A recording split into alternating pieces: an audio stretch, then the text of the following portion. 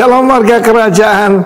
Salah satu kisah yang paling sering diceritakan dan jadi favorit daripada sekolah minggu atau Rocky kita, tentu saja tentang David and Goliath. Kalau David tidak berhadapan dengan Goliath, dia masih ada di padang pengembalaan dan menurut kakaknya yang cuma 2-3 ekor. Tapi dia berani mempertaruhkan nyawanya untuk merebut domba-domba yang dia serang, serigala, beruang, singa dan sebagainya. Nah, di dalam 1 Samuel pasal 25, begitu dia datang ke medan pertempuran, dia mendengar ada sebuah sayembara. Barang siapa bisa membunuh Goliath, bukan cuma mengalahkan, kill Goliath. Ada 3 hal yang dijanjikan oleh Raja Saul. Saul sendiri sedang bersembunyi di dalam kemahnya, dikelilingi bodyguard. Tetapi David ini mendapatkan urapan raja. Sekali lagi saya pernah sampaikan bahwa Saul cuma dapat urapan sebagai komandan, tapi David mendapat urapan sebagai melek, sebagai raja. Dan 3 hal yang dijanjikan: pertama, akan dapatkan great riches, gadol osir, kekayaan yang luar biasa. Yang kedua, great family, akan dinikahkan dengan putri dari Raja Saul. Raja Saul itu 1 kepala lebih tinggi daripada semua orang Israel rata-rata. Jadi berarti dia 180 ke atas. Karena rata-rata orang Israel tentu itu 160 begitulah. Tetapi saudara yang kasih Tuhan, bukan cuma itu, keluarganya akan dibebaskan dari pajak di Israel.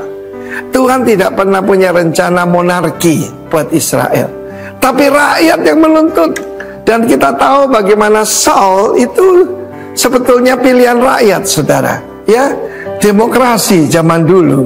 Dan kita tahu apa yang terjadi, tidak ada urapan, saudaraku. Saul itu mantan diurapi, tapi David tidak profesional, cuma diurapi. Pada satu saya bisa bayangkan, saya pernah ditanya orang, boleh Pak reward driven? Loh, saya reward driven. Saya tahu bahwa saya tidak cari gaji, tapi ada reward, pahala yang Tuhan sediakan buat saya. Kalau enggak, buat apa saya ngotot-ngotot? Saya tinggalkan semuanya, bisnis saya tinggalkan untuk cari jiwa bagi Tuhan Yesus. Dan David adalah reward driven. Bayangkan, ya, dia akan dapatkan, dibebaskan dari pajak di Israel. Itu namanya great privilege, great wealth, great family, great privilege. Kalau Saul begitu ganteng dan tinggi, pasti putri-putrinya Miss Israel. So bisa bayangkan itu seperti Wonder Woman, Gal Gadot, aktris Israel yang terkenal itu. Dan David pada saat itu mengambil keputusan. Pertama, dia tidak mau nama Tuhan dihujat. Dia tidak mau barisan Israel dihujat. Tapi juga dia reward driven. Bayangkan, dia akan dapatkan great wealth, great family. Memang di dalam kenyataan Saul ingkar janji. Ya, bagaimana yang putri pertama Merab diserahkan orang lain. Dan saudaraku, Saul semuanya ingkar janji. Tapi David, dari seorang anak gembala yang bahkan tidak ikut akademi militer, langsung jadi jenderal bintang 4, jadi panglima tertinggi di bawah dari Raja Saul, bersama dengan Crown Prince Jonathan, saudaraku. Karena itu saudara yang kasih Tuhan, Tuhan memberikan yaitu mahkota. Tuhan menjanjikan nama yang baru. Tuhan memberikan yaitu begitu banyak pahala. Saya bisa lihat dalam seluruh perjanjian baru dan juga dalam kitab Wahyu. Barang siapa menang, dia akan jadikan sekolah guru di rumah Allahku, dan dia tidak akan keluar lagi dari sana. God bless you warga kerajaan. Great reward, great family, great privilege. God bless you. Amin. Haleluya, shalom. Shalom. Sekali lagi shalom. Shalom. Saya percaya setiap kita pasti dalam keadaan yang dahsyat dan luar biasa. Amin. Sebab Tuhan yang kita sembah memegang setiap hidup kita. Dia adalah Tuhan yang ajaib. Mari berikan sorak-sorak kemuliaan bagi nama Tuhan. Kami bersyukur Tuhan, Engkau Allah yang baik dalam hidup kami. Apapun yang Engkau buat dalam hidup kami, itu yang terbaik Tuhan. Kami menyerahkan seluruh kehidupan kami ke dalam tangan kuasa-Mu Tuhan. Kami menyerahkan setiap keluarga kami, bahkan bangsa Indonesia dan kota di mana tempat kami tinggal, kota Jember. diberkati dalam nama Tuhan Yesus. Kami memberkati udara, air dan tanahnya, susu dan madu berlimpah-limpah atas bangsa Indonesia dan kota Jember. Semua kekayaan bangsa-bangsa tercurah atas bangsa Indonesia dan kota Jember. Semua dalam kendali tangan Tuhan. Biarlah kota ini menjadi kota yang damai sejahtera, kota yang aman, penuh dengan kemuliaan nama Tuhan. Terima kasih Tuhan. Kami juga menyerahkan pemimpin-pemimpin kami di bangsa Indonesia dan kota ini Tuhan. Diberkati dalam nama Tuhan Yesus. Setiap apapun yang dibuat, setiap apapun yang dilakukan, itu dalam kendali tangan Tuhan. Kami memberkati Bapak Presiden dan Wakil Presiden, setiap kepala daerah yang bertugas di pelosok-pelosok daerah, dari yang tertinggi sampai yang memiliki jabatan yang di daerah-daerah Tuhan. Kami percaya semuanya dalam kontrol Tuhan. Apapun yang dilakukan, apapun yang diperbuat, biarlah itu semua tanggung jawab dengan takut akan Tuhan. Terima kasih Bapa, terima kasih Yesus. Kami juga menyerahkan setiap pemimpin rohani kami Tuhan, yang berjaga-jaga atas hidup kami dan jiwa kami. Kami berdoa untuk Pastor Timotius Arifin dan juga istri, juga gembala sidang yang kami kasih di tempat ini, Pastor Benny Kristanto dan juga istri. Biarlah segala yang terbaik, segala yang manis, segala yang mulia dicurahkan atas hamba-hambamu ini Tuhan. Apapun yang tidak pernah dilihat oleh mata, yang tidak pernah timbul dalam hatinya, yang tidak pernah didengar oleh telinga, semuanya Tuhan sediakan tepat pada waktunya. Terima kasih Bapa, terima kasih Yesus. Biarlah segala sesuatu yang Tuhan lakukan atas setiap hamba-hambamu ini, itu yang terbaik dalam hidupnya Tuhan. Terima kasih Yesus. Kini kami datang untuk menyembah-Mu Yesus, sebab kami tahu Engkau yang menjamin hidup kami Tuhan. Apapun proses hidup kami, biarlah kami mau lakukan dengan taat dan setia, sebab hadirat-Mu yang menjadi kesukaan setiap kami Tuhan. Terima kasih Yesus.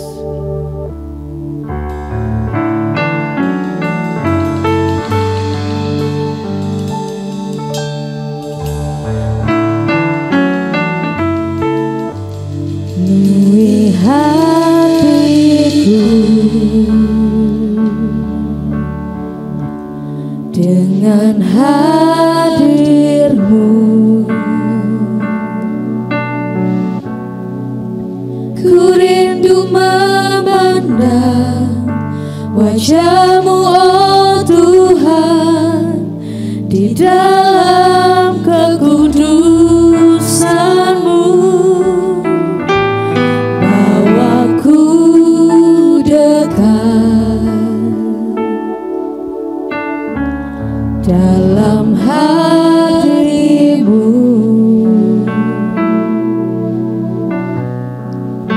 ku rindu mendengar suara-Mu oh Tuhan, di tempat kudus-Mu sekarang. Ku rasakan kasih-Mu dan indahnya kekudusan-Mu. Nui dengan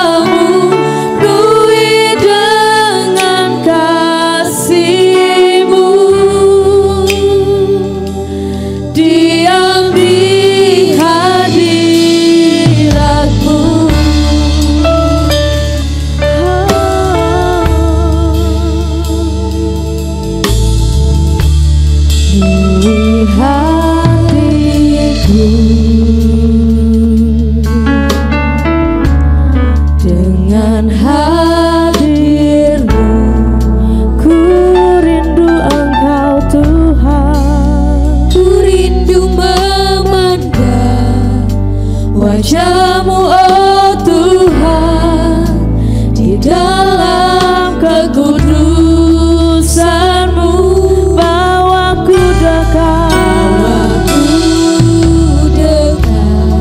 dalam hati-Mu.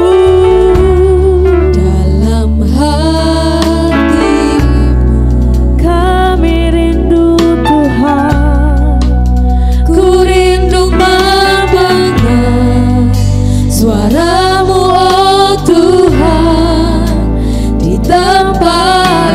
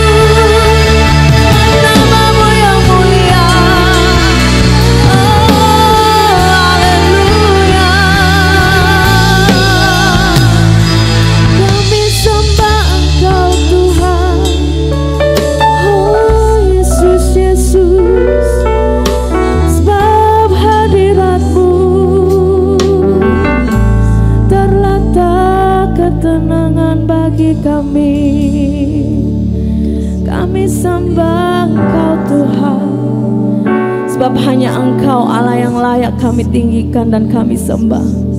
Tidak ada Allah yang seperti Engkau Yesus. Terima kasih Tuhan untuk setiap kebaikan-Mu, untuk setiap anugerah-Mu dalam hidup kami Tuhan. Kami akan tetap menyembah-Mu Yesus, apapun keadaan kami Tuhan. Terima kasih Tuhan.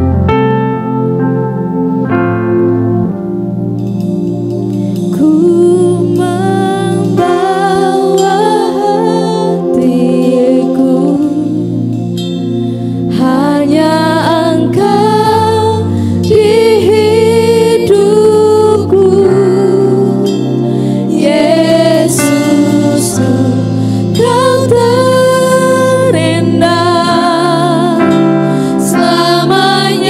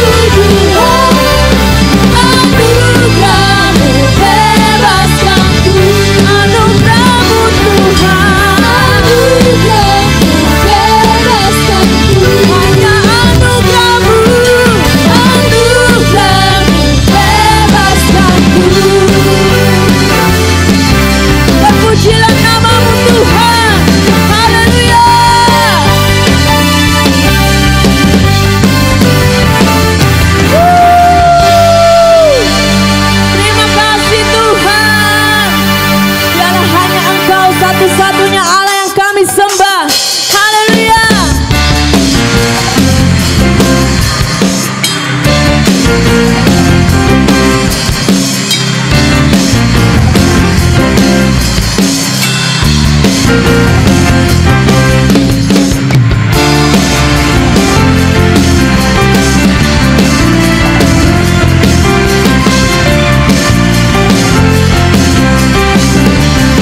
Engkau satu-satunya Tuhan, telah satu-satunya sumber dari segalanya, sumber dari segalanya.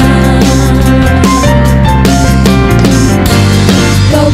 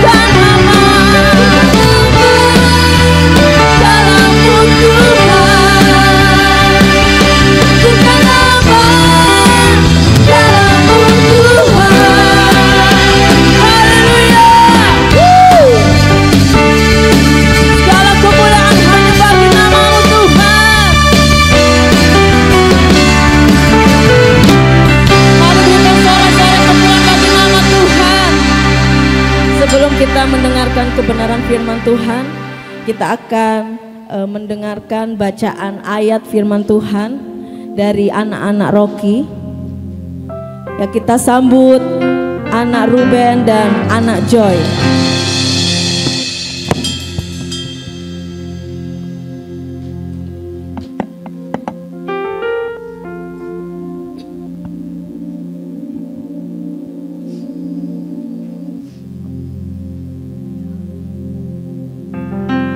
Yakobus 5 ayat 16a. Ia doa orang benar bila dengan yakin didoakan sangat besar kuasanya. Galatia 5 ayat 13a. Layanilah seorang akan yang lain oleh kasih. Matius 23 ayat 12. Ia telah Dan barang siapa meninggikan diri, ia akan direndahkan. Dan barang siapa merendahkan diri, ia akan ditinggikan. Filipi 2 ayat 3b. Hendaklah dengan rendah hati yang seorang menganggap yang lebih utama daripada dirinya sendiri. Filipi 2 ayat 8b. Ia telah merendahkan dirinya dan taat sampai mati, bahkan sampai mati di kayu salib. Yohanes 14 ayat 16b. Ia telah memberikan seorang penolong yang lain supaya ia menyertai kamu selama-lamanya. Amin. Mari berikan sorak-sorai kemuliaan untuk anak-anak Rocky yang hebat-hebat ini. Ya, kita akan menyiapkan hati kita untuk mendengarkan kebenaran firman Tuhan. Sebab hanya Engkau penolong hidup kami Tuhan. Sampai selama-lamanya kami mau mengikut Engkau Yesus. Dan biarlah hidup kami senantiasa menyenangkan hati-Mu Tuhan. Terima kasih Yesus.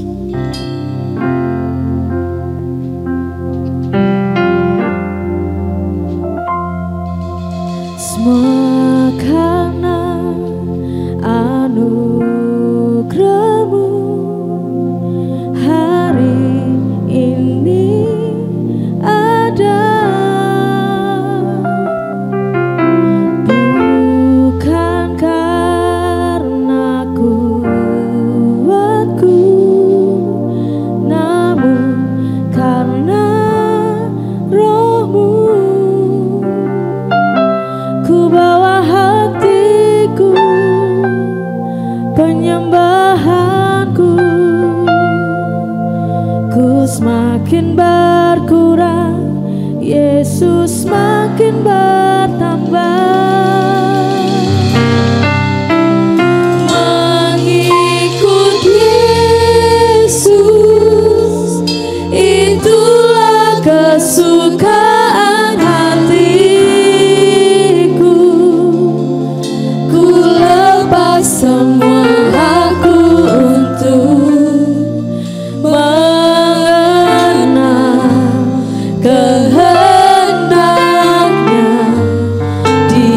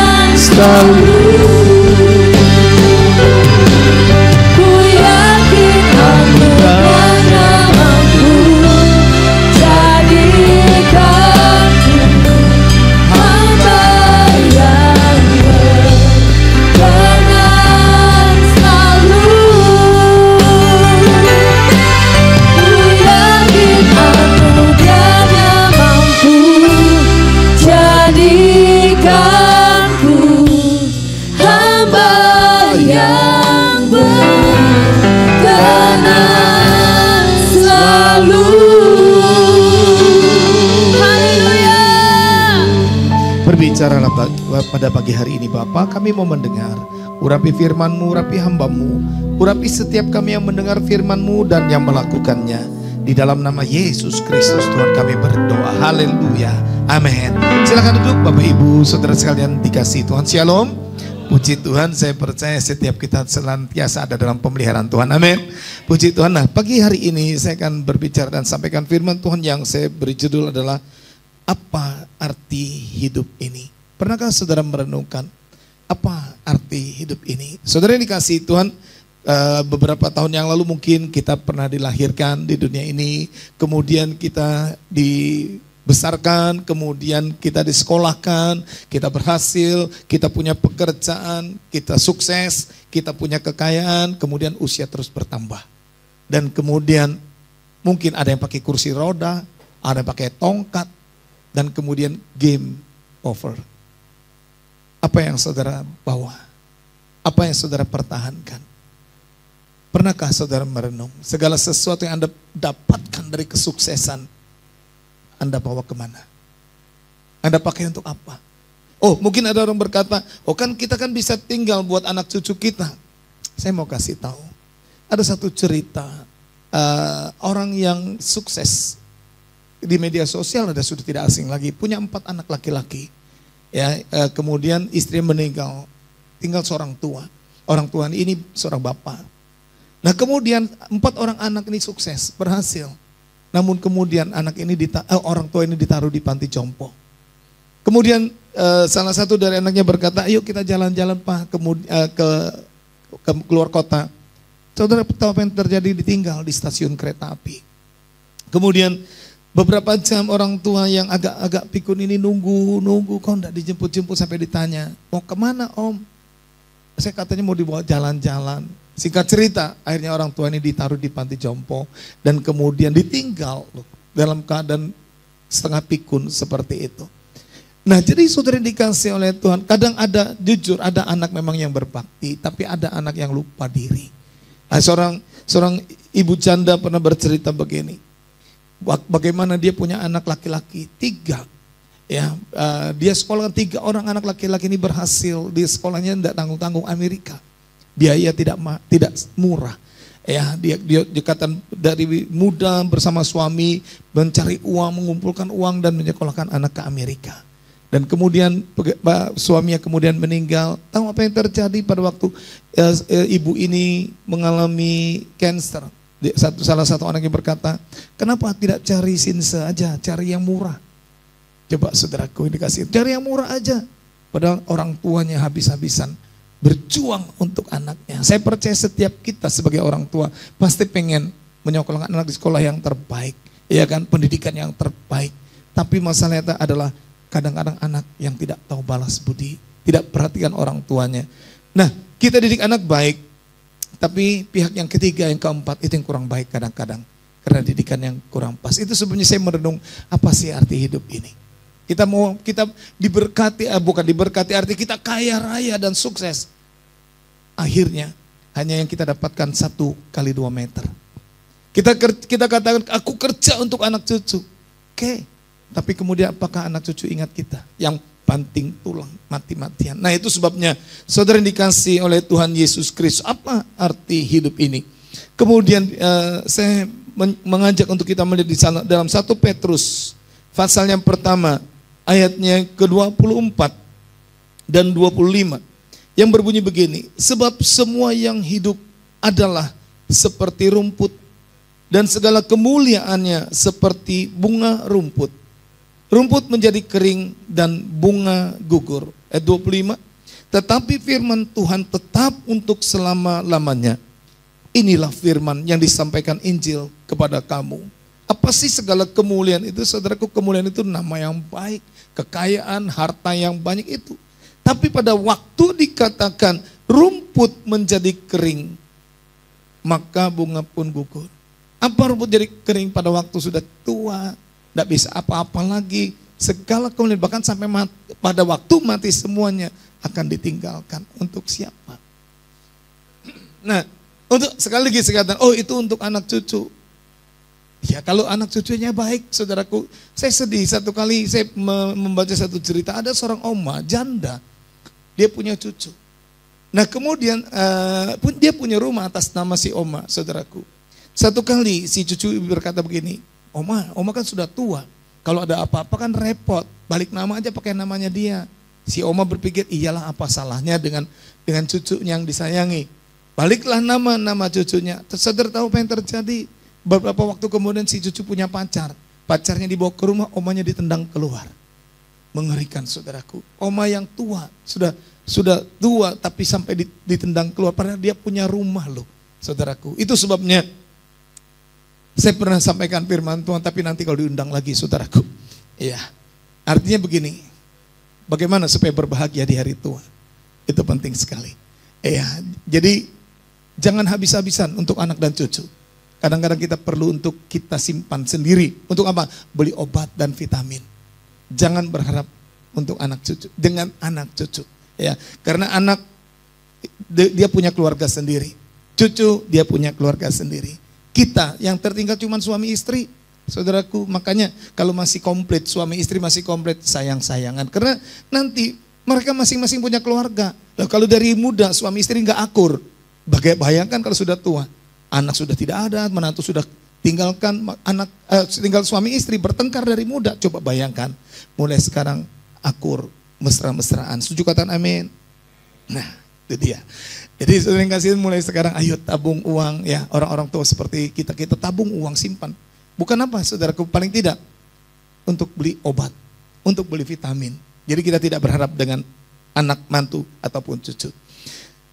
Yakobus pasalnya pertama ayat yang ke-11. Karena matahari terbit dengan panasnya yang terik dan melayukan rumput itu, sehingga gugurlah bunganya dan hilanglah semaraknya. Demikian jugalah halnya dengan orang kaya, di tengah-tengah segala usahanya ia akan lenyap. Bunga ini saya foto di halaman rumah saudaraku. Saya lihat, keren banget. Tapi saya kaget. Kira-kira jam 1 atau jam 2 mulai layu saudaraku. Besok saya lihat lagi, kira-kira jam 7, jam 8, indah sekali. Namun kira-kira tengah hari dia kemudian layu kembali. Saudara yang dikasihi Tuhan, lagi muda kita semangat kerja dari pagi sampai malam kuat, tapi hasilnya apa? Coba saudara, apa yang kita dapatkan? Semuanya sia-sia. Maka pengkhotbah katakan segala sesuatu yang ada di bawah matahari ini sia-sia. Usaha menjaring angin. Saudara yang dikasihi Tuhan, pada waktu kita menyadari ini, harusnya kita berpikir, hidup di dunia ini hanya sementara. Daud berkata, jarak antara aku dengan maut itu hanya 1 langkah. Hanya 1 langkah. Dan setiap kita untuk mati tidak tunggu tua dulu. Untuk mati tidak tunggu sakit. Sewaktu-waktu. Nah pertanyaannya, kemana? Pada waktu kita meninggalkan dunia ini, hanya ada 2 tempat, sorga dan neraka. Makanya itu sebabnya Alkitab mencatat, kumpulkan hartamu di sorga, bukan di dunia ini. Di dunia ini ngengat dan karat akan merusaknya.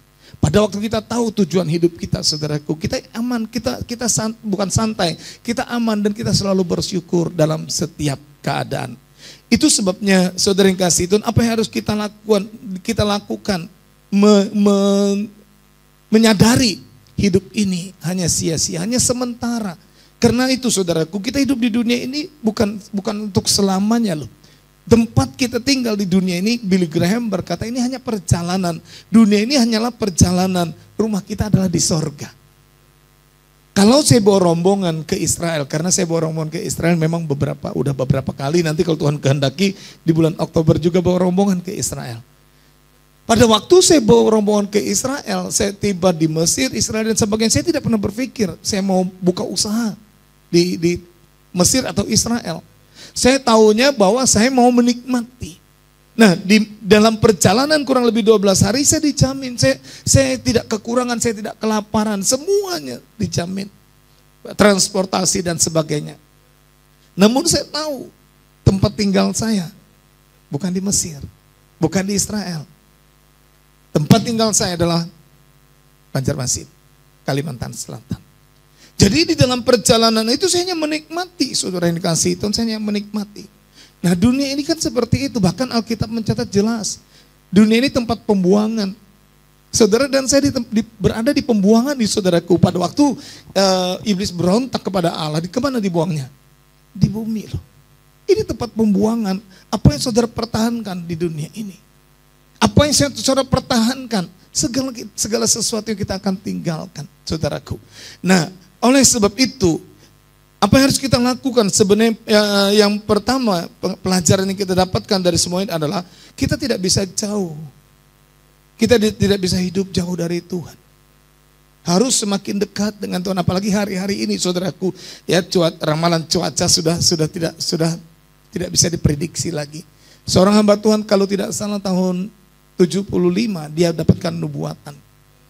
Dia bernubuat, dia dapatkan penglihatan bahwa di akhir zaman bahwa BMKG sudah tidak bisa memprediksi lagi keadaan alam atau cuaca. Sehingga seperti sekarang ini kita bingung, harusnya musim kemarau tapi sekarang sudah bingung, saudaraku. Ya. Nah, oleh sebab itu menyadari ini, maka Tuhan Yesus pernah berkata begini, belajar dari pohon ara. Apabila rantingnya telah mulai melembut dan telah mulai bertunas, kamu tahu benar-benar bahwa musim panas sudah dekat. Demikian juga kalau kamu melihat semuanya ini, apa yang kamu lihat?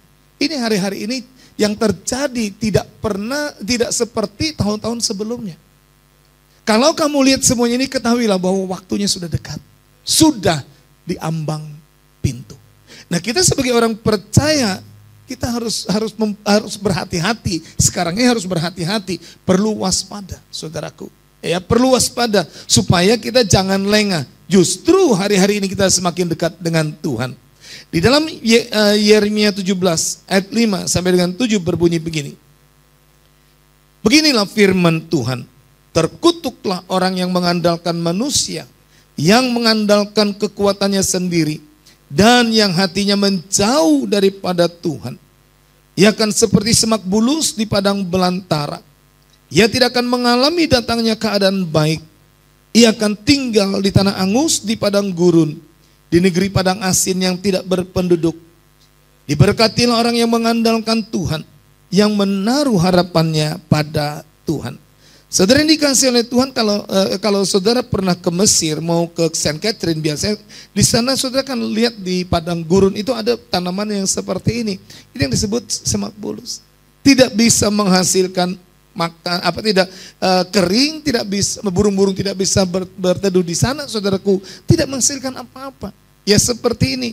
Nah, demikianlah orang yang mengandalkan manusia, mengandalkan kekuatannya dan menjauh dari Tuhan. Alkitab katakan terkutuk. Saudara yang dikasihi Tuhan, hari-hari ini orang bingung mau kerja apa, mau usaha apa, bingung. Tapi bagi orang percaya kita ada jalan keluar. Apa itu? Mendekat dengan Tuhan. Setuju, katakan amin. Melekat dengan Tuhan. Ini hari-hari ini jangan panik, saudara. Justru kita semakin dekat dengan Tuhan, semakin melekat dengan Tuhan. Yang belum berkomsel, ayo berkomsel. Ini kesempatan, saudaraku. Cari komunitas orang-orang yang takut akan Tuhan, orang-orang yang mengasihi Tuhan. Nah, oleh sebab itu saudara dikasihi Tuhan, jangan kita panik bagaimana kita berpikir untuk menghasilkan uang yang banyak dan sebagainya. Bahkan diprediksi, hanya prediksi, perkiraan. Ada kemungkinan, katanya uang rupiah itu hanya tinggal kenangan. Saudaraku, hanya tinggal kenangan. Kita bisa pernah enggak saudara lihat di satu negara, ya saya tidak tahu, saya lupa. Membawa uang itu pakai gerobak, saudaraku, hanya untuk beli apa, tidak ada harganya. Bahkan ada yang pakai truk, kemudian dihamburkan di tengah jalan. Kalau sudah seperti itu, saudaraku, coba apa yang kita dapatkan, walaupun uang berkubik-kubik misalnya. Nah, oleh sebab itu ada satu kesaksian, yaitu seorang yang bernama Dr. Theo, Richard Theo, seorang yang sukses, saudaraku. Orang yang sukses sekali. Ya, kaya raya, apalagi dia adalah dokter kecantikan. Pada waktu dia membuka klinik ini, saudaraku, dia sepertinya dicurahkan uang dari langit. Ya, saya katakan bukan diberkati, ya, berkat dari Tuhan, tetapi mendapatkan kekayaan yang luar biasa. Nah, kemudian satu minggu dia fitness itu 6 hari, satu minggu. Jadi sudah tidak diragukan lagi seharusnya kesehatannya. Kemudian dia adalah orang Kristen, tapi orang Kristen yang tidak sungguh-sungguh. Temannya berkata begini, yuk kita ke gereja. Dia berkata apa? Saking sombong, ke gereja, ngapain ke gereja? Suruh gereja ubah jam ibadahnya. Suruh ubah jam ibadah jam 2. Coba saudaraku, saking sombongnya, dan dia berkata begini, Tuhan bisa buat apa untuk membuat dia datang ke gereja? Karena apa saudaraku, setiap minggu dia dengan teman-temannya jalan-jalan, dan dia kaya saudaraku. Dia mempunyai mobil ya, yang Ferrari saudaraku, setiap minggu dia jalan-jalan dan dia kaya sekali, dia sukses sekali. Namun sayang, di usia 40 tahun dia meninggal. Kenapa? Satu kali dia merasa waktu fitness saudaraku, tulang belakangnya gak enak. Waktu dia periksa, dokter scan, saudaraku, dokter berkata apa? Cancer stadium akhir. Dia kaget saudaraku, dia tidak bisa terima, dia salahkan Tuhan. Kenapa Tuhan sedang dia di puncak-puncaknya? Kenapa Tuhan bisa berbuat seperti ini? Kenapa Tuhan lakukan seperti ini? Namun dia menyesal, tapi terlambat. 40 tahun berakhir.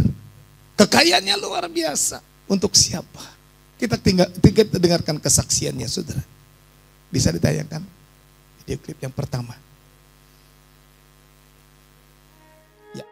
Dr. Richard Theo Kang Sian adalah seorang biasa yang berjuang, bekerja keras, dan sukses luar biasa sebagai dokter kecantikan.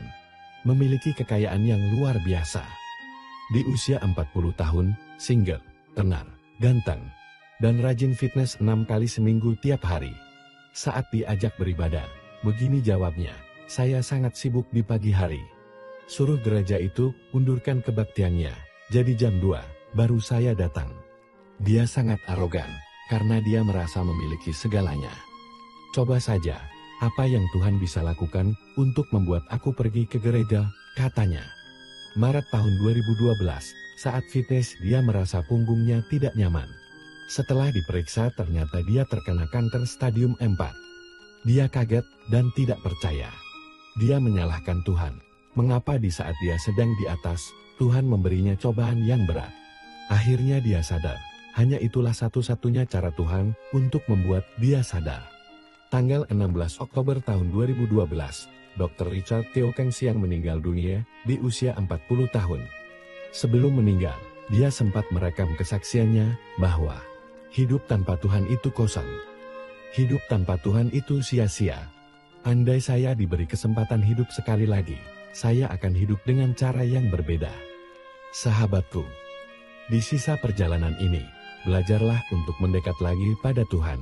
Kedekatan dengan Tuhan pasti memberikan damai dan sukacita. Di sisi lain, juga akan menelanjangi dan menunjukkan keberadaan diri kita yang sebenarnya. Mendekat pada Tuhan berarti memberikan diri untuk diperiksa dan dinilai Tuhan. Membiarkan Tuhan menyatakan bagian-bagian dalam hidup kita yang tidak diperkenankan Dia. Menyingkapkan motivasi-motivasi yang tidak murni, yang tersembunyi jauh di dalam hati kita. Dan menelanjangi keberdosaan dan kekotoran kita di hadapannya. Matius 6, ayat 33 berbunyi, jadi, carilah dahulu kerajaan Allah dan lakukanlah hal-hal yang baik yang dikehendakinya. Setelah itu, semua yang lain yang kamu butuhkan akan diberikan kepadamu. Apa yang diperoleh? 40 tahun meninggalkan dunia ini dengan kekayaan yang luar biasa. Padahal dengan kekayaan yang luar biasa itu bisa dipakai untuk mensupport pekerjaan Tuhan, untuk memberkati pekerjaan Tuhan, untuk menjangkau jiwa-jiwa yang belum terjangkau. Ya kan saudaraku, untuk membangun gereja, misalnya almarhum dia beribadah di GBI Rock Jember. Oh, kita tidak pakai tempat ini lagi, sudah ada gereja saudaraku. Amin. Ayo saudaraku, uang yang banyak, mumpung. Saya tidak tahu sih berapa banyak saudara yang punya uang, saya tidak tahu. Tapi kalau ada, mumpung ada kesempatan, support buat pekerjaan Tuhan di tempat ini. Kumpulkan harta di sorga. Gini saudaraku, prinsip saya adalah, kalau saya kumpulkan harta di sorga, saya menabur. Mungkin saya tidak sempat untuk menuai, tapi anak cucu saya masih bisa menuai. Amin. Itu sebabnya jangan pelit saudaraku, karena apa? Taburan kita tidak pernah sia-sia. Tidak pernah sia-sia, makanya firman Tuhan katakan di dalam Ibrani 13 ayat yang kelima, cukupkan dirimu dengan apa yang ada padamu. Dalam terjemahan yang lain, aku tidak akan menelantarkan kamu. Itu loh saudaraku. Nah jadi semakin kita pelit, semakin bagaimana kita bisa diberkati. Orang pelit kan seperti ini saudara. Tapi orang diberkati kan seperti ini. Terima dari Tuhan, kasih, salurkan. Terima dari Tuhan, kasih. Itu namanya saluran tidak pernah kering saudaraku. Tapi kalau seperti ini, pelit medit saudaraku, walaupun doa minta diberkati nggak pernah. Walaupun Tuhan memberkati, nggak dapat apa-apa. Mulai sekarang belajar untuk mulai melepaskan supaya kita semakin diberkati oleh Tuhan. Setuju katakan amin. Ada satu pujian yang saya naikkan pagi hari ini, bahwa melayani itu adalah harus bagi setiap kita. Jangan nunggu mati dulu menyesal. Sudah dalam keadaan koma, aku mau melayani, aku mau berubah, tapi Tuhan bilang terlambat. Ya kan? Selagi ada kesempatan melayani, dan itu merupakan kesukaan bagi orang percaya. Oke, silakan.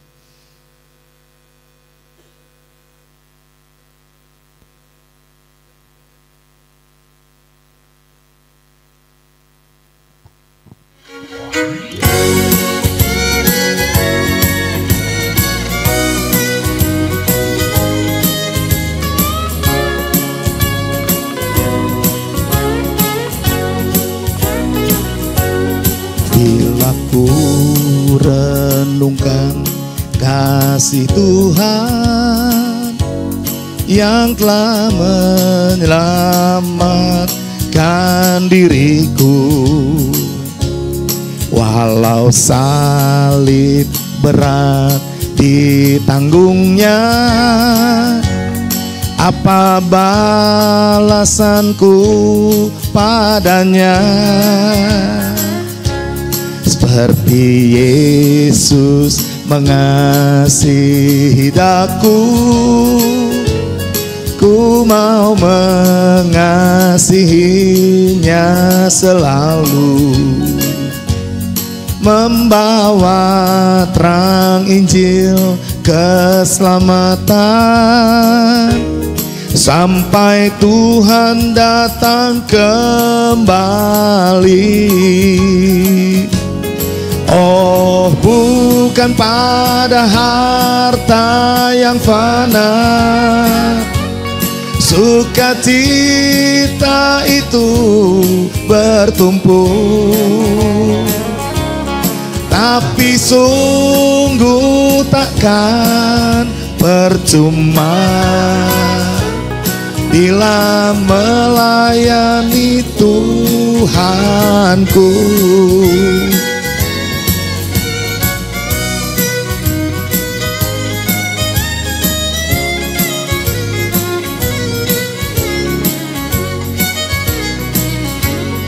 Bila ku renungkan kasih Tuhan yang telah menyelamatkan diriku,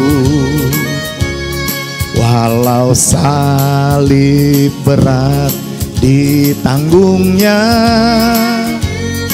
apa balasanku padanya? Seperti Kristus mengasihi daku, ku mau mengasihinya selalu, membawa terang Injil keselamatan sampai Tuhan datang kembali. Oh, bukan pada harta yang fana sukacita itu bertumpuk, tapi sungguh takkan percuma bila melayani Tuhanku.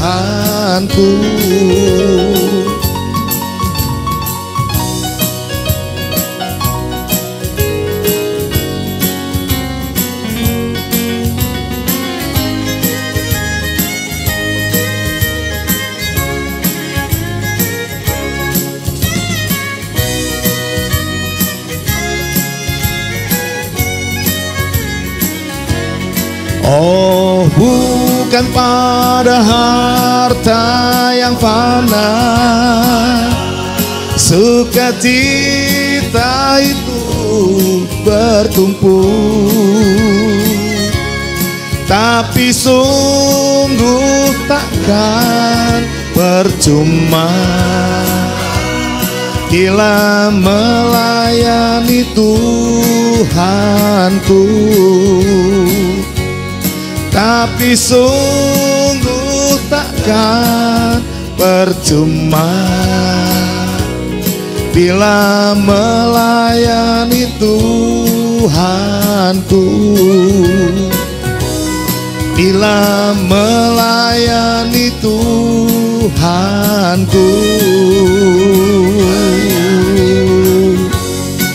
Haleluya.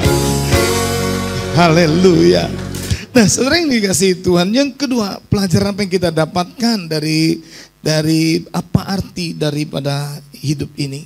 Saudara yang dikasihi Tuhan, yang kedua adalah kita tidak bisa hidup hanya mengandalkan diri sendiri. Kita tidak bisa hidup. Kekuatan kita terbatas, kemampuan kita terbatas, saudaraku. Tidak bisa. Itu sebabnya di dalam Pengkhotbah pasal yang ke-6 ayat yang kedua berbunyi, orang yang dikaruniai Allah kekayaan, harta benda dan kemuliaan, sehingga ia tak kekurangan suatu pun yang diingininya. Tetapi orang itu tidak dikurniai kuasa oleh Allah untuk menikmatinya, melainkan orang lain yang menikmatinya. Inilah kesia-siaan dan penderitaan yang pahit. Bapak ibu saudara sekalian dikasihi Tuhan, satu kali saya pernah dengar cerita, ada seorang gadis yang bekerja karena mungkin dia mau bayar utang. Dia kerja di luar negeri, bekerja 3 kali 24 jam. Saudaraku, maksudnya dia mau kumpul uang untuk bayar utang orang tuanya mungkin, atau saya tidak tahu. Tapi apa yang terjadi? Mati, saudaraku. Ya, mati, dan dia tidak menikmati seperti yang dia kehendaki. Dia tidak menikmati berkat itu. Ada orang yang kerja mati dari muda, semangat. Tapi di usia tuanya kemana? Di store ke Singapura, Moon Elizabeth. Coba saudara yang kasih Tuhan. Ya kan? Ada yang kerja mati-matian tapi tidak menikmati. Makanya Alkitab tidak salah mencatat, ada orang yang dikurniai Allah kekayaan harta benda dan kemuliaan, sehingga ia tidak kekurangan suatu apapun yang diingininya. Tetapi orang itu tidak dikuasai oleh Allah untuk menikmatinya, melainkan orang lain menikmatinya. Inilah kesia-siaan dan penderitaan yang pahit. Ada satu kesaksian, ada satu cerita ya, yang bagus sekali kita bisa dengar. Silakan di video yang kedua. Kita akan dengarkan. Semalam saya ketemu dengan seorang pengusaha yang kaya banget, yaitu salah satu yang punya properti di Indonesia. Ya, saya ke dalam rumahnya, saya melihat rumahnya itu bagaikan istana, ya, ada lift, fasilitas lengkap semuanya. Dan depan pun ada security dan OB, asisten rumah tangga, semua lengkap.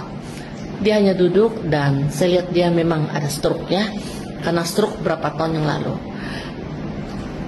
Dan dia berkata, jika waktu bisa dimundurkan lagi, dia nggak akan menjadi orang kaya yang dipenuhi dengan aset-aset. Gak mau dia. Dia hanya mau menjadi orang yang cukup, tidak kekurangan, dan bahagia. Karena katanya, aset tidak bisa merubah kehidupan saya menjadi orang bahagia. Dan malah menjadi satu pikiran buat saya.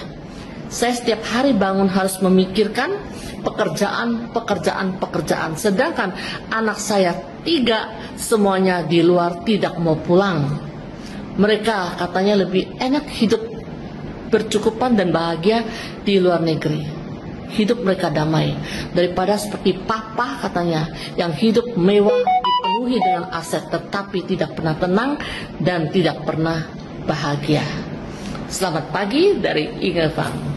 Saudara yang kasih Tuhan, bukankah ini tragis ya? Bayangkan dari muda untuk memperoleh aset, asetnya oke, berhasil, banyak aset, tapi stroke. Yang menikmati siapa? Si Inem, pelayan seksi. Coba saudaraku, 3 orang anak sukses semuanya, tapi semuanya di luar negeri, tidak mau pulang. Karena apa? Lihat papanya yang seperti tiap pagi mikir, bangun pagi aset yang dipikirin, mau tidur aset. Untuk keluarga mungkin tidak ada kesempatan. Saudara dikasih Tuhan, harusnya seperti kita. Di hari tua itu bisa kumpul-kumpul dengan anak, istri, bisa guyon.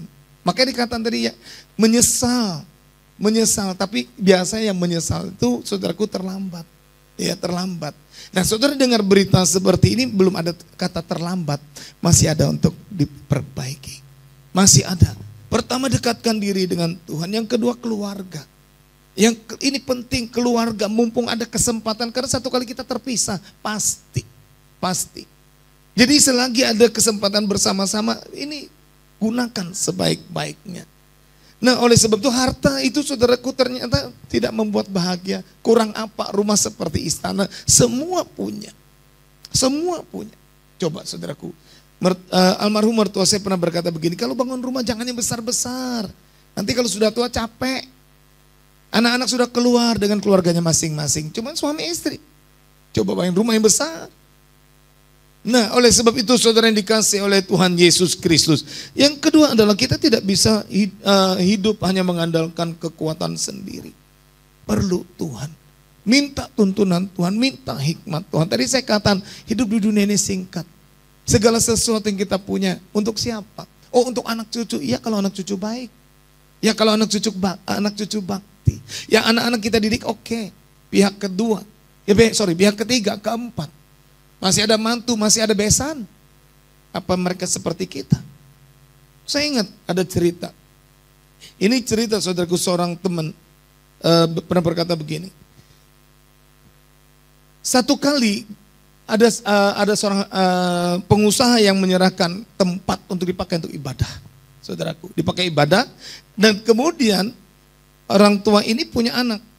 2, 1 perempuan, 1 laki-laki. Nah, kemudian saudaraku sama-sama menikah anak ini. Yang perempuan menikah dengan pendeta, yang laki menikah dengan tidak tahu pendeta atau bukan. Kemudian yang tempat gudang itu dijadikanlah gereja, saudaraku. Tapi satu kali si adiknya laki-laki ini minta kalau bisa dijual aja. Padahal bagus, saudaraku, dijual. Karena apa? Mertua yang bilang, jual aja. Nah, saudara yang dikasih itu singkat cerita, gereja itu dijual. Kalau tidak salah harganya 9 miliar. Pada waktu itu ada yang tahu kan, aduh sayangnya dijual. Apa benar atau tidak? Sayangnya dijual. Padahal kalau kamu kasih sama saya berani beli sampai 25 miliar. Saudara dikasih oleh Tuhan, 2 bersaudara, cuman 2. Tapi pihak kedua, ketiga dan keempat kita tidak tahu. Kita didik anak baik, kita didik anak oke. Tapi pihak lain kita tidak tahu. Itu sebabnya saudara yang dikasih oleh Tuhan Yesus Kristus. Kita andalkan Tuhan itu penting. Minta tuntunan Tuhan, minta hikmat Tuhan. Nah, oleh sebab jangan pernah berpikir aku cari duit untuk anak cucu. Yang penting untuk bahagia di hari tua. Kita didik anak, cukupkan sampai kamu pendidikan. Saya punya prinsip gini, anak kita tanggung jawab sampai berhasil. Kamu menikah sudah keluar. Ya, itu kalau kamu menikah berarti kamu sudah dewasa. Bukan berarti kita lepas tangan, kita tetap monitor seperti itu. Tapi tidak perlu terlibat. Sebab pada waktu kita sudah mereka kecil sampai besar, sampai menikah, kita sudah tanggung jawab kita. Bayangkan, mami saya berkata begini, saudaraku, waktu mami saya hidup. Dengar baik-baik ya. Aku tidak mau menjaga cucu. Titip sebentar, oke. Aku sudah capek merawat kamu inilah. Aku tidak mau, karena apa? Saya 5 laki-laki, saudaraku saya paling tua, adik saya perempuan, jadi 6. Jadi rawat masing-masing. Ya, saya ingat dulu almarhum Palek pernah berkata, kita ini kalau tidak hati-hati itu sama seperti katanya. Kalau lagi muda tuh seperti kuda. Kuda kan lari kan, saudara, kuda. Itu kira-kira 30-40 seperti kuda. 40 sampai 50 itu seperti lembu, sapi, narik beban. 60 sampai 70 seperti anjing. Jaga rumah. Jaga cucu. Mau jadi anjing? Saudara yang dikasihi Tuhan, ayo mulai sekarang kita merubah pikiran. Aku enggak mau jadi anjing. Aku mau nikmati healing. Mumpung masih sehat, mumpung masih ada duit. Yang mengerti katakan amin. Iya, kalau masih sehat, jangan nunggu lutut sakit. Mumpung sehat, ajak suami istri kita healing. Kalau sudah lutut sakit, walaupun duit banyak, gak ada gunanya. Yang ketiga, saudaraku, pelajaran yang kita dapatkan. Kita tidak bisa hidup hanya mengandalkan harta dan kekayaan. Di dalam Pengkhotbah, pasal yang kedua, ayat yang keempat, sampai dengan 11 berbunyi begini. Aku melakukan pekerjaan-pekerjaan besar, mendirikan bagiku rumah-rumah, menanami bagiku kebun-kebun anggur. Aku mengusahakan bagiku kebun-kebun dan taman-taman, dan menanaminya dengan rupa-rupa pohon buah-buahan. Aku menggali bagiku kolam-kolam untuk mengairi dari situ tanaman pohon-pohon muda.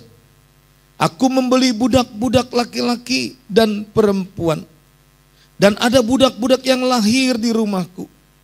Aku mempunyai juga banyak sapi dan kambing domba, melebihi siapapun yang pernah hidup di Yerusalem sebelum aku. Ayat 8. Aku mengumpulkan bagiku juga perak dan emas, harta benda raja-raja dan daerah-daerah. Aku mencari bagiku biduan-biduan dan biduanita, dan yang menyenangkan anak-anak manusia, yakni banyak gundik. Saudara yang kasih Tuhan, Salomo alami kemegahan yang luar biasa. Apa yang diinginkan matanya dilakukan. Saudaraku, artinya apa yang dia inginkan dia kerjakan, dia menikmati semua itu. Tetapi saudara yang dikasihi Tuhan, di ayat berikutnya, ya, ayat 9 dan ayatnya yang ke-11 yang berbunyi begini. Dengan demikian aku menjadi besar, bahkan lebih besar daripada siapapun yang pernah hidup di Yerusalem sebelum aku. Dalam pada itu hikmatku tinggal tetap padaku. Aku tidak merintangi mataku dari apapun yang dikehendakinya. Dan aku tidak menahan hatiku dan dari sukacita apapun, sebab hatiku bersukacita karena segala jerih payahku. Itulah buah segala jerih payahku. Ketika aku meneliti segala pekerjaan yang telah dilakukan tanganku dan segala usaha yang telah kulakukan untuk itu dengan jerih payah, lihatlah, segala sesuatu adalah kesia-siaan dan usaha menjaring angin. Memang tak ada keuntungan di bawah matahari. Berapa istri Salomo? 700. Gundiknya 300. Total jenderal berapa? Berarti 1000. Jadi kalau dari istri pertama sampai gundik yang terakhir, ketemunya 3 tahun. 1000 loh saudaraku, betul loh saudara. 3 tahun baru ketemu. Bayangkan, apa yang diinginkan matanya dia lakukan, dia ambil. Tapi dia berkata di sini, segalanya kesia-siaan dan usaha menjaring angin. Itu sebabnya saudara yang kasih Tuhan, mari selagi ada kesempatan manfaatkan waktu. Karena satu kali kita akan tinggalkan dunia ini dengan tidak bawa apa-apa. Oleh sebab itu, apa sih bedanya orang kaya dengan orang miskin? Enggak ada beda saudaraku. Terakhir hanya ini yang kita dapatkan, 1 kali 2 meter. Tidak ada beda orang kaya dengan orang miskin. Dan yang pasti, saudara dan saya akan segera mengalami hal yang seperti ini. Kapan? Tidak ada seorang pun yang tahu. Jangan pernah berpikir, aku tidak ada tanda-tanda sakit kok. Saudaraku, Daud berkata, jarak antara aku dengan maut hanya 1 langkah. Satu kali saya melihat di media sosial ada mobil kecil saudaraku, kemudian di tikungan dia membalap mobil box, tahu-tahu mobil boxnya roboh, ketimpa, amblas. Di Kalimantan Tengah, dari Palangkaraya menuju Banjarmasin, arah seorang pejabat daerah, mungkin ketiduran entah bagaimana, mobilnya nyungsep terbalik masuk sungai, 1 keluarga meninggal, tidak ada yang tahu. Giliran saudara dan saya pun tidak ada yang tahu. Cepat atau lambat. Karena kita hidup di dunia ini hanya sementara. Itu sebabnya tadi saya beri judul adalah hidup, apa artinya hidup ini. Hidup ini akan berarti kalau kita dekat dengan Tuhan. Hidup ini akan berarti kalau kita hidup melakukan firman Tuhan. Hidup ini akan berarti kalau kita berbuah-buah bagi kerajaan Allah. Itu sebabnya saudaraku ada satu cerita atau satu pemberitahuan dari seorang yang sukses, yang kaya raya. Kita dengarkan. Steve Jobs meninggal sebagai miliarder di usia 56 tahun dengan kekayaan 7 miliar dolar karena kanker pankreas. Dan ini beberapa kata-kata terakhirnya pada saat itu. Berbaring sakit di tempat tidur dan mengingat seluruh hidupku, aku menyadari bahwa semua pengakuan dan kekayaan tidak berarti di hadapan kematian yang akan datang. Semakin tua kita semakin bijak. Dan kita perlahan memahami bahwa jam seharga 30 dolar atau 300 dolar. Keduanya menunjukkan waktu yang sama persis. Entah kita mengendarai mobil seharga 150.000 dolar atau 2.000 dolar, kita akan tiba di tujuan yang sama. Jadi ada 5 fakta yang tidak bisa dibantah. Jangan didik anak-anakmu untuk menjadi kaya. Didik mereka untuk bahagia, sehingga ketika mereka dewasa, mereka akan tahu nilai suatu hal dan bukan harganya. Makan makananmu sebagai obat. Jika tidak, kamu akan harus memakan obatmu sebagai makanan. Orang yang mencintaimu tidak akan pernah meninggalkanmu. Bahkan jika kamu punya 100 alasan untuk menyerah, kamu akan selalu menemukan alasan untuk bertahan. Ada perbedaan besar antara menjadi manusia dan sekedar ada. Jika kamu ingin pergi cepat, pergilah sendiri. Tapi jika kamu ingin pergi jauh, pergilah bersama-sama. Nah, saudara dikasih Tuhan, ada seorang desainer cantik. Tapi satu kali dia mengidap kanker. Dia berkata, dia punya rumah yang mewah, yang megah. Sekarang dia harus menginap di tempat, di kamar yang ukurannya hanya beberapa meter. Dia punya tempat tidur yang mewah, tapi sekarang dia punya tempat tidur yang tidak lebih dari 2 meter. Dia punya pesawat pribadi, saudaraku, saking kayanya. Tapi sekarang dia terbaring lemah, dia dituntun. Saudara yang dikasih oleh Tuhan Yesus Kristus, dia katakan bahwa segala sesuatu yang dimiliki tidak ada artinya. Steve Jobs pernah berkata, dengan kekayaan 7 miliar itu, dia tidak bisa beli ranjang yang termahal di dunia ini, yaitu ranjang rumah sakit. Hanya bisa menyewa, hanya bisa menyewa beberapa hari. Dan dia berkata segala yang dimiliki 7 miliar dolar di hadapan kematian tidak ada artinya. Nah, jadi saudara dikasih Tuhan, apa yang harus kita lakukan hari-hari ini sebelum kita meninggalkan dunia ini, saudaraku? Sadari, kita hidup ini untuk apa sih? Untuk apa kita hidup? Pernahkah Anda merenungkan? Untuk apa? Pada waktu kita menemukan sesuatu, aku hidup untuk melayani Dia. Untuk melayani Dia. Alkitab mencatat kita ini bukan dari dunia ini, tapi dari sorga. Artinya apa? Sebagai warga kerajaan sorga. Makanya rock itu saudaraku representatif of Christ kingdom. Bukan rock ini loh. Yaitu perwakilan kerajaan Allah di dunia ini. Jadi orang bisa lihat Kristus dalam hidup saudara dan saya melalui kehidupan kita. Sehingga sebelum waktu kita selesai sebagai duta-duta, saudara dikasih Tuhan, saya ingat Pak Helmi, kakaknya Pak Helmi Yahya itu, Tontowi Yahya ya. Dia dikirim sebagai duta besar kalau tidak salah di New Zealand ya. Kalau tidak salah, itu pemandangannya oke, bagus sekali. Saudara, seorang duta yang dikirim ke satu negara itu pasti dicukupi. Untuk biaya hidupnya, rumahnya disediakan, segala sesuatu disediakan. Untuk anak-anak sekolah pasti disediakan. Tapi jangan lupa, ada batas tugas. Begitu selesai akan ditarik oleh negara. Mana tanggung jawab? Apa yang kau lakukan selama dikirim sekian periode di sana? Saudara yang kasih Tuhan, jangan pernah kita bangga. Aku cinta Tuhan, aku menjadi orang percaya, diberkati berlimpah-limpah. Hei, tunggu dulu. Dengan apa yang kau punya, engkau akan bertanggung jawab. Akan bertanggung jawab di hadapan Tuhan. Digunakan untuk apa? Apakah nafas kehidupan ini dipakai untuk mempermalukan Tuhan? Atau mempermuliakan Dia? Itu sebabnya saudara yang dikasih Tuhan, saat kita sadar hidup ini akan bertanggung jawab di hadapan Tuhan. Nanti, pasti. Nah, pada waktu kita menyadari aku ada, hidupku ada, Bukan supaya aku sukses kaya raya, enggak, tapi melayani Dia. Melayani Raja di atas segala raja. Yang mengerti katakan amin. Seperti pujian yang oleh kemurahan Tuhan, lagu ini memang sekarang pada waktu COVID. Ada 3 album saudaraku ya yang saya dapatkan. Ya ada faedahnya juga dengan adanya COVID. Oke.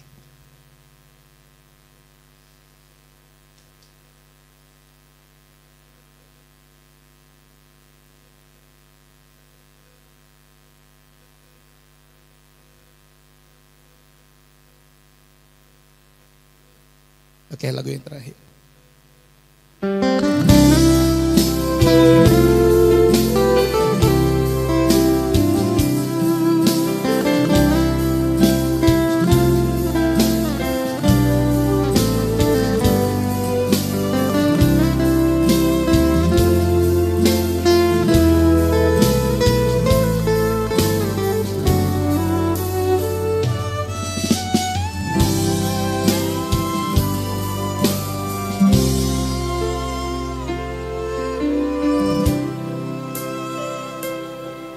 Aku ada untuk melayani-Mu Tuhan.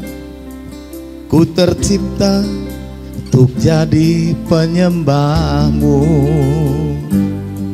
Seluruh hidupku adalah milik-Mu. Pakailah seturut kehendak-Mu. Aku ada untuk melayani-Mu Tuhan. Ku tercipta untuk jadi penyembah-Mu. Seluruh hidupku adalah milik-Mu. Pakailah seturut kehendak-Mu. Biarlah mulutku memuji-muji nama-Mu, tanganku ku angkat untuk memuliakan-Mu. Kakiku melangkah untuk mencari jiwa-jiwa. Seluruh hidupku hanya bagi-Mu.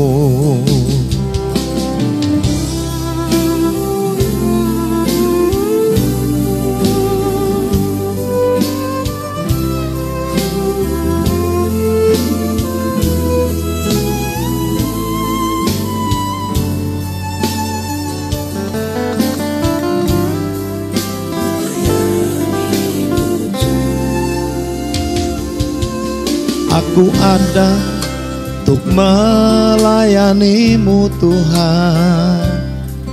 Ku tercipta untuk jadi penyembah-Mu.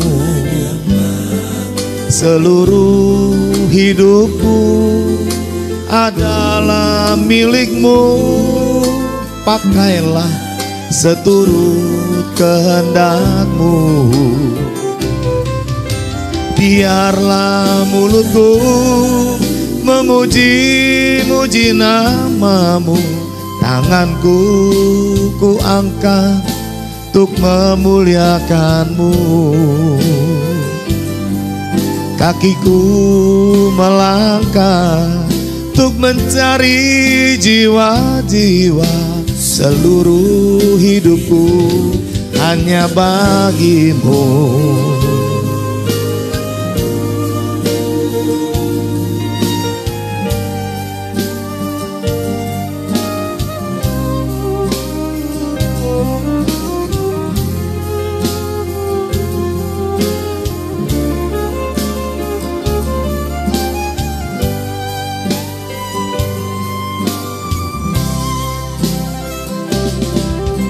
Biarlah mulutku memuji-muji nama-Mu, tanganku ku angkat untuk memuliakan-Mu. Kakiku melangkah untuk mencari jiwa-jiwa. Seluruh hidupku hanya bagimu. Seluruh hidupku hanya bagimu. Haleluya. Haleluya. Oh, terima kasih Tuhan Yesus, terima kasih. Terakhir, saudaraku, saya undang pemain musik ke atas. Terakhir di Wahyu 21 ayatnya yang ke-27 yang berbunyi demikian. Tetapi tidak akan masuk ke dalamnya sesuatu yang najis atau orang yang melakukan kekejian atau dusta. Tetapi hanya mereka yang namanya tertulis di dalam kitab kehidupan anak domba itu. Bukan orang Kristen. Nah, bukan orang Kristen, tapi orang yang namanya tertulis di dalam kitab kehidupan anak domba Allah. Setiap kita akan menghadap tahta pengadilan Allah. Suami tidak bisa menyelamatkan istri. Istri tidak bisa menyelamatkan suami. Orang tua tidak bisa menyelamatkan anak-anak. Anak-anak tidak bisa menyelamatkan orang tua. Masing-masing kita akan bertanggung jawab di hadapan Allah. Kita akan menghadap tahta pengadilan Allah. Setiap kita. Adakah namamu dan namaku tertulis, terdapat di dalam buku kehidupan anak domba Allah? Itu sebabnya saudara yang kasih itu, pastikan namamu dan namaku tercatat di dalam buku kehidupan anak domba Allah. Jangan menyerah dengan keadaan. Jangan putus asa dengan situasi apapun yang saudara alami. Tetap setia. Sekali Yesus, sampai nafasnya diputus tetap Yesus. Setuju katakan amin. Berikan tepuk tangan yang paling meriah untuk Tuhan kita Yesus Kristus. Haleluya, haleluya, haleluya. Oh Yesus, Tuhan baik, Tuhan luar biasa. Haleluya. Ku tak membawa apapun juga saat ku datang ke dunia. Ku tinggal semua pada akhirnya saat ku kembali ke sorga. Sekali lagi katakan, ku tak membawa. Ku tak membawa apapun juga saat ku datang ke dunia. Ku tinggal semua, ku tinggal semua pada akhirnya saat ku kembali ke surga. Inilah yang ku punya, inilah yang ku punya, hati sebagai hamba yang mau taat dan setia padamu Bapa. Kemanapun ku bawa, hati yang menyembah dalam roh dan kebenaran sampai selamat. Inilah yang ku punya, inilah yang ku punya, hati sebagai hamba yang mau taat dan setia padamu Bapa. Kemanapun ku bawa, hati yang menyembah dalam roh dan kebenaran sampai. Kita naikkan pujian ini satu kali lagi. Ku tak membawa, haleluya. Ku tak membawa apapun juga saat ku datang ke dunia. Ku tinggal semua pada akhirnya saat ku kembali ke surga. Sambil mengangkat tangan kita katakan, inilah yang ku punya,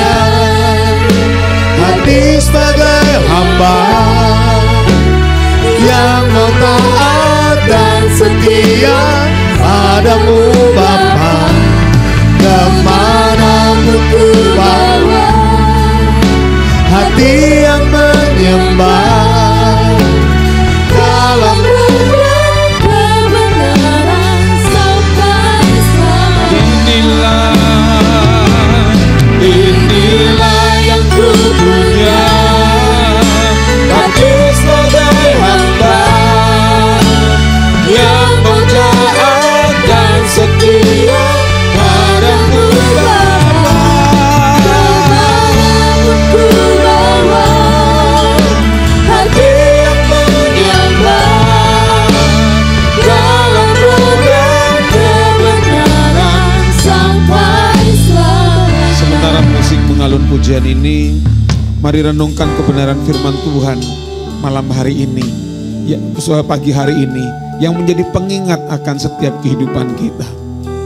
Bahwa dalam hidup yang terbatas, ada waktu kesempatan bagi setiap hidup kita untuk kita terus melihat dan berharap kepada Tuhan. Di dalam waktu yang terbatas, bukan membuat hidup menjadi sia-sia, tapi dalam waktu yang terbatas, jadikan hidup kita menjadi hidup yang berarti bagi kerajaannya. Oleh sebab itu, biarlah firman Tuhan siang hari ini mengingatkan kita bahwa hidup yang terbatas dipakai untuk hidup yang berarti di hadapan Tuhan. Ini hidup kami Tuhan. Ini hidup kami. Mari buka dua tanganmu di hadapan Tuhan. Ini hidup kami Tuhan. Ini hidup kami.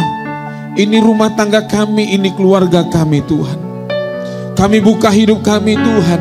Biar lewat hidup kami Tuhan pakai kami, supaya dalam waktu yang sangat singkat bagi kami, jadikan hidup kami berarti di hadapan Engkau Tuhan. Sehingga ketika Engkau panggil kami pulang, dan biarlah Tuhan berkata atas hidup kami, sabaslah Engkau hambaku yang setia.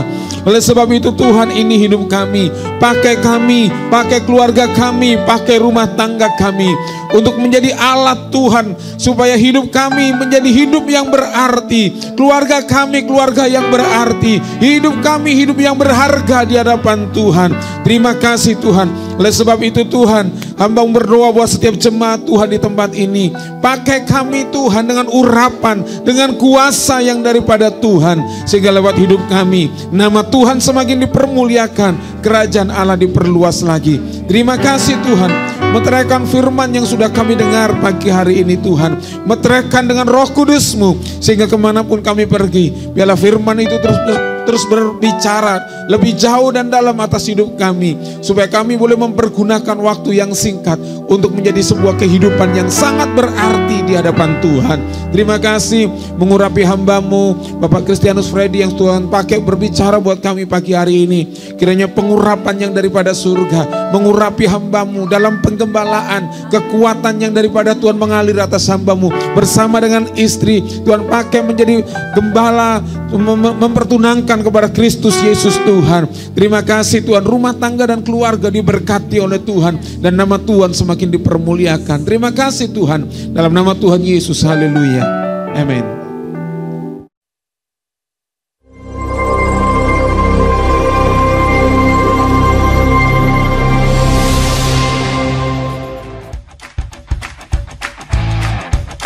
Mari olahraga bersama setiap hari Minggu jam 3 sore bertempat di Gor Gajah Mada.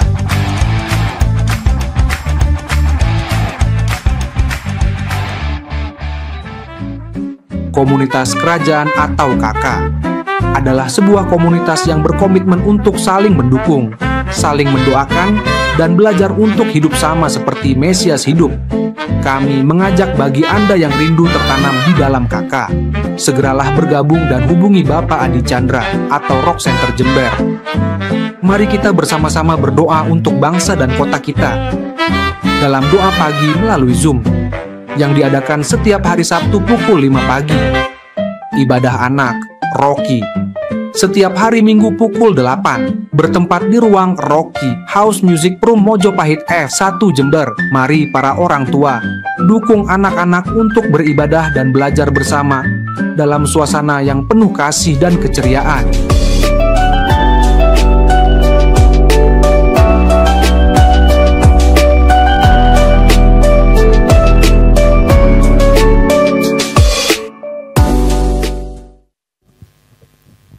kita sambut anak-anak raja.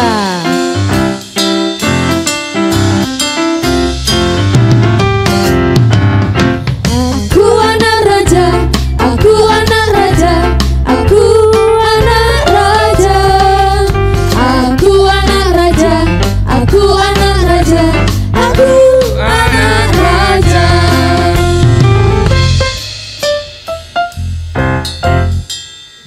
Mari para orang tua bisa berdoa bagi putra-putrinya.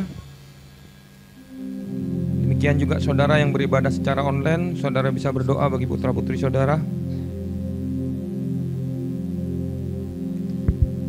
Saya mengundang seluruh jemaat untuk mengulurkan tangan mendukung apa yang orang tua doakan. Terima kasih Tuhan, hamba-Mu bersama jemaat-Mu Tuhan, mendukung apa yang orang tua doakan bagi putra-putri mereka Tuhan.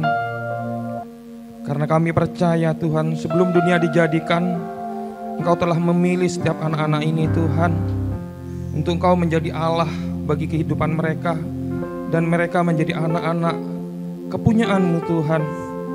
Dan Engkau yang memperlengkapi anak-anak ini dengan roh hikmat, roh pengetahuan, roh pewahyuan. Engkau juga yang memenuhi hidup mereka dengan Roh Kudus-Mu Tuhan. Kami percaya Tuhan, dari masa kecilnya mereka adalah anak-anak yang disertai oleh Tuhan. Di sekolahan mereka, mereka menjadi bintang, mereka menjadi terang, mereka menjadi garam, dan menjadi kesukaan banyak orang. Dan apa yang mereka sentuh, mereka cita-citakan, mereka kerjakan, Engkau yang membuatnya berhasil Tuhan. Berkati juga para orang tua yang mendidik, mengajar mereka, guru-guru, teman-teman yang mengajar mereka Tuhan, sehingga semuanya dalam kebaikan yang daripada Engkau Tuhan. Terima kasih Tuhan, kami berdoa di dalam nama Yesus, haleluya, amin. Mari yang berkemenangan berikan sorak-sorai kemuliaan bagi Raja di atas segala raja. Oh praise the name of the Lord our God. Oh praise His name forevermore. For endless days we will sing Your praise.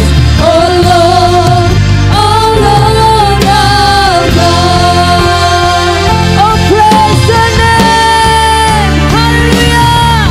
Oh praise the name of the Lord our God. Oh praise His name forevermore. For endless days we will sing Your praise.